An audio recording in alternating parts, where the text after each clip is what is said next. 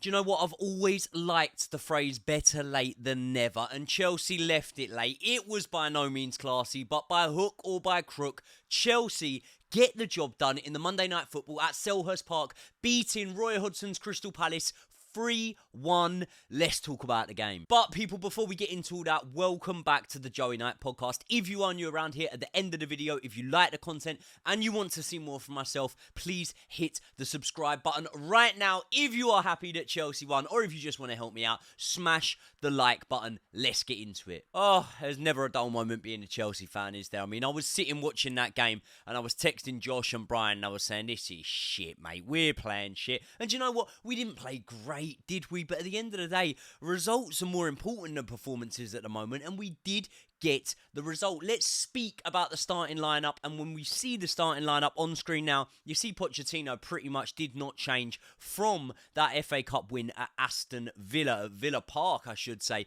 Obviously, the only change that was forced there was Benoit Badiashile coming out. Obviously, he's injured. We'll speak about the injury headaches as we go on. Thiago Silva coming back in, but apart from that, he's stuck with more or less the entire same lineup. And as the game was going on, the only thing I could say was maybe Jackson and Palmer were switching a little bit. Sometimes you had Palmer furthest forward. Sometimes Jackson was occupying that space.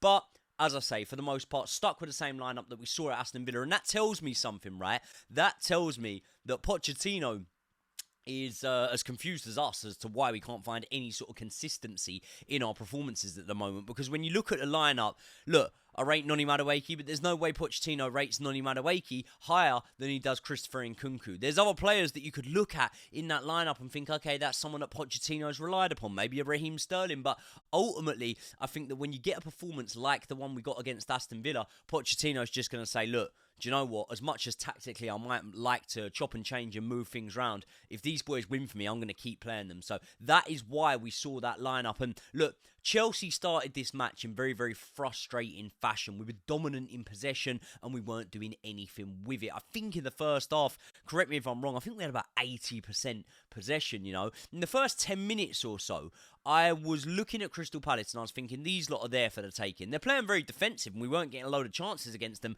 but they weren't really offering nothing. And I think that if we had done what I said that we needed to do in my pre-match preview, and actually gone for the jugular a little bit earlier on against Palace, I think we would have subdued them very, very much. I think that we gave them the chance to grow in confidence and grow into that game. And grow into the game they did, because after around 15-20 minutes, they started to create chances, and on the 29-minute mark, Palace break on us. We do manage to clear the ball at the first attempt. Well, no, we didn't clear it. We managed to get the ball at the first attempt. Noni Madueke does something that I have said time in, time out that Chelsea players are doing far too often this season, and that is getting caught in possession. It weren't the first time it happened this game. It won't be the last time it happens this season. We're caught in possession. Noni Madueke way too slow, getting the ball out of his feet. And then Madueke is pickpocketed by a Palace man. The ball ends up at the feet of Jefferson Lerma, and he scores a stunner from outside of the box. Could Petrovic have done better for that one? If you guys were watching it at home, could Petrovic have done better? Peter Cech had a few words at half-time saying maybe he's positioning for the start of it. But either way, it doesn't matter, because it was a good shot by Lerma. You know, the ball's travelling in the air, sort of dipping. Petrovic can't get to it. And at 45 minutes, right, we have not had a shot on goal. The half-time whistle's about to go, and I'm just fuming, to be honest. Really, really fuming at the performance I've seen, especially off the back of how I know we can play against Aston Villa. Let's have it right. A team that are better than Crystal Palace. But finally, Madueke picks up a loose ball on the edge of the area. He feeds Conor Gallagher.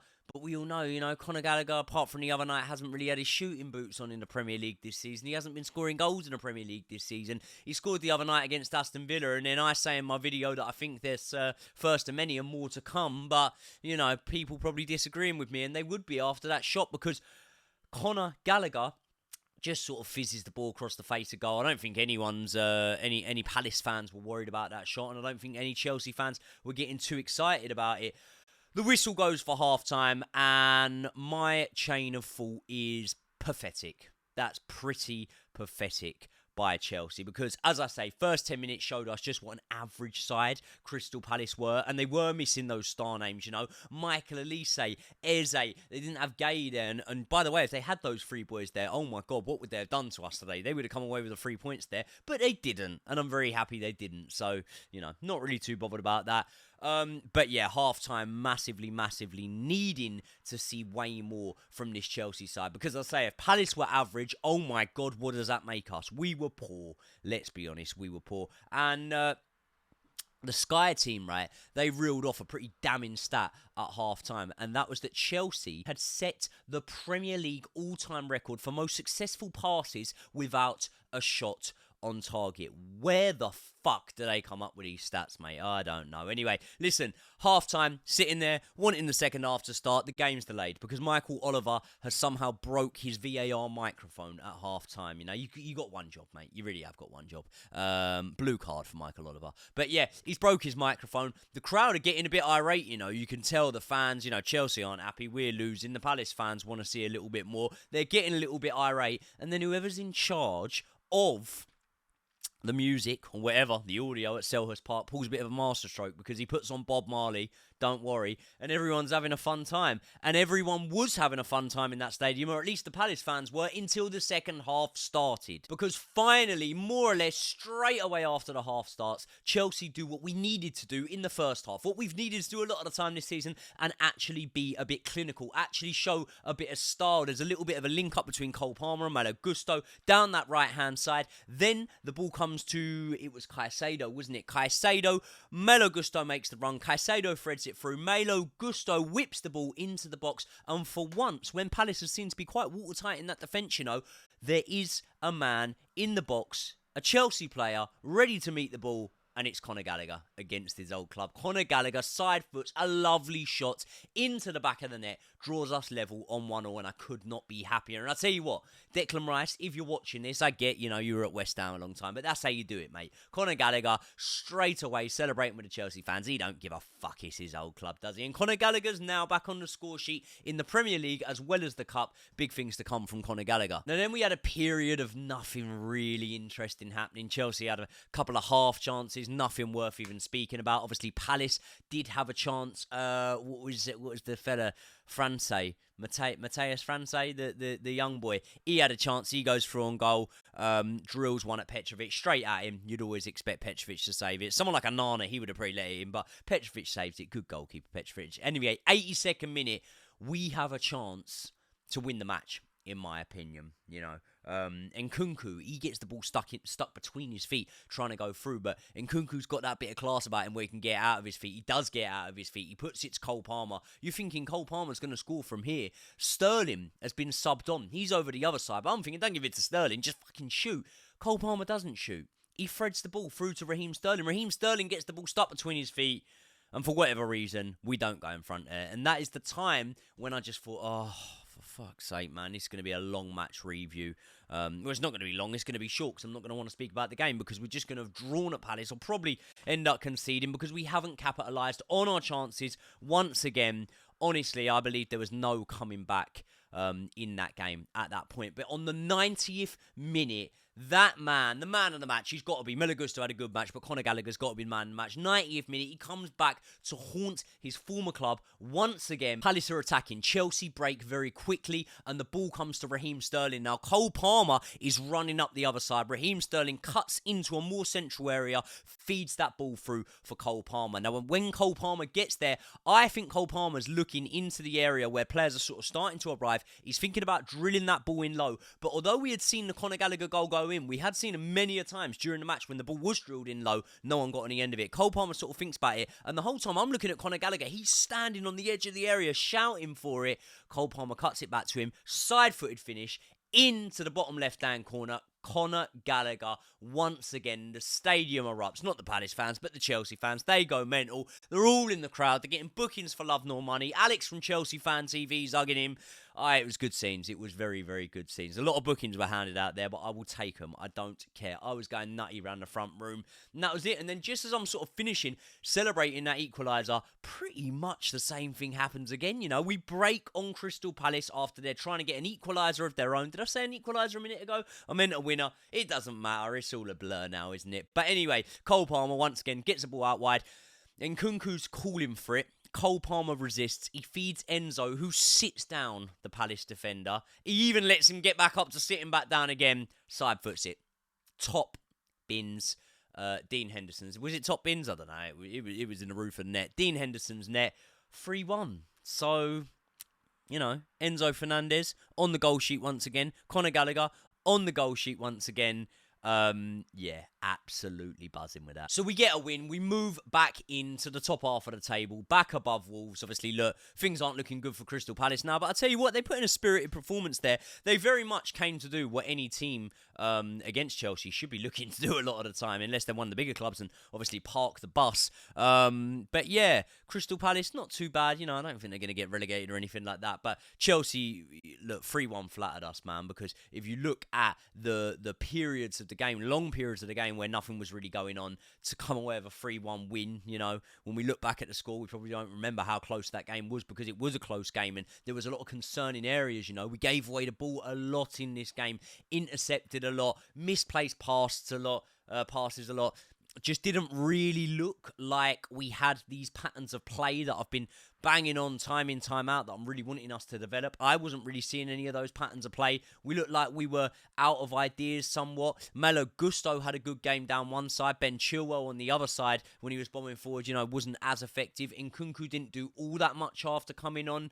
Caicedo had some good moments where he pulled us out of trouble that we got into, but my God, did he give away the ball a lot tonight. Enzo Fernandez had a good game, you know. If I'm sort of pinpointing performances tonight, Cole Palmer always plays well, but it was one of his quieter ones. I'm looking at Enzo Fernandez. He had a good game. Malo Gusto had a really, really good game. And then obviously the main man, Conor Gallagher, he had a good game. Did he have a good game or did he just score a couple of goals? I don't really know, but, you know, it doesn't matter. It doesn't matter who's keeping count, eh? Petrovic, a couple of saves, could have done a little bit better for the goal maybe, but all in all, I'm pretty happy with it. Nicholas Jackson didn't show us as much. There was one moment, who remembers this, when we broke on him. Nicholas Jackson's got his back to goal around the halfway line, but in the Palace half. And I'm thinking, for God's sake, we need to get that over the top. Nicholas Jackson has other plans. Bomb, straight in with a back heel. Feeds whoever was running through, probably Cole Palmer. Might have been Malo Gusto. Either way, it was good. But yeah, I'm happy with it, man. I'm happy with it because I do think at this point in the season, results are more important than performances, because if you're a Chelsea fan and you're in denial, then maybe you'll have a different opinion of this. But if you're like me, you're pretty much understanding now that we're not going to see consistency this season in our performances. We're just not going to see them, because we had a really good performance against Aston Villa, and then for my money, a pretty underwhelming performance tonight against Crystal Palace. But I tell you where I would like to see consistency, where we have shown it in the last two games, and that's winning both of them. The points matter more at this moment in time. And if we can go into that Man City match, as we do now, with that little bit of consistency underneath us, I think we've got a good feeling around that game. We can go to the Etihad. Look, Man City have just been on a winning streak now, man. Things are going well from De Bruyne's back, Haaland scoring. It's going to be very, very tough for us. I'll tell you what else will be tough. Pochettino's team selection. Who's he picking now? Like, obviously, I'm going to drop a video closer to the game, but also, you look at the defence, right?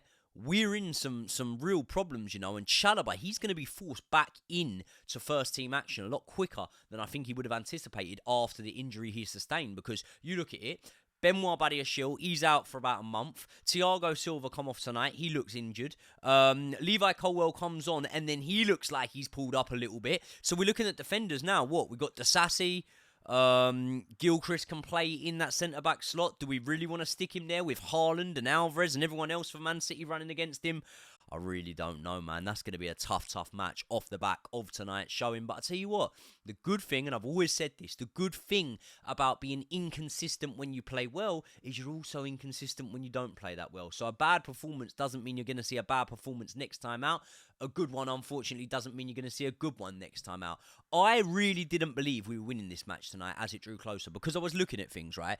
And I was thinking, okay, we're coming off the back of a season best performance against Aston Villa. But before that, we had a season best performance against Arsenal, for example. We lost the next match to Brentford. I was there. We had a season best performance against Man City, for example. Ironic that both of these were draws, but yeah, the 4-all win against Man City, as I call it. We had a season best performance there. Then what happens? We go to Newcastle. Now, Newcastle are a cut above Crystal Palace, but similarities there, yeah? Away match against the team that are crippled by injuries somewhat. Newcastle were in injury crisis there. Palace are in injury crisis now. We went away to Newcastle and got pumped. So for those reasons, I was texting Brian and Josh, and I said, "Oh, I don't really know, man. I don't think we're winning this." As the game drew closer, Brian was very confident we would win that, so I give him a shout out there. But yeah, I don't know, man. I wasn't confident we'd win tonight. I'm so buzzing that we did. And we responded quite well at half time, like we came out for that second half. We were a lot better in the second half. We couldn't have been fucking worse, could we? But we were better in that second half. Things look good for us. I think when we're going forward into this next match against Man City, man, not that he was unreal on tonight's showing, but we've got to start in Kunku. I don't think Madueke is the man to have in there from the start. My God, a penny for the thoughts of Mikhailo Mudryk, man. He ain't getting nowhere near this team now. It's almost like Pochettino said, right, I've seen enough of this boy, and he ain't nowhere near my plans, because when we're looking at Madueke forcing his way back in, you can't say Mikhailo Mudryk's any more deserving than Raheem Sterling. I know Raheem Sterling gets a lot of hate at times, but you can't say Mikhailo Mudryk's any more deserving than Raheem Sterling, so he's probably going to be off the bench before him when he even comes on. If Nkunku's not in the starting lineup, he's going to be off the bench before him. Nicholas Jackson at left wing, has he showed me more than Mudryk? Probably. So yeah, God, I don't know where he's going to come into things, but ultimately, at least we've got a couple of days now on the training pitch where we can breathe, where we can relax, where we can try and organise some sort of defence and see what we're going to do about this game at the Etihad. And I have always said, we're hit and miss in the bigger games, We look really good against Arsenal, look good against City, look good against Spurs. We look shit against Newcastle. We look shit against Man United. So the bigger games, it's hit and miss. But I've always fancied that when teams come and try and attack Chelsea, we are quick, we are young, we are good on the break, and we will be able...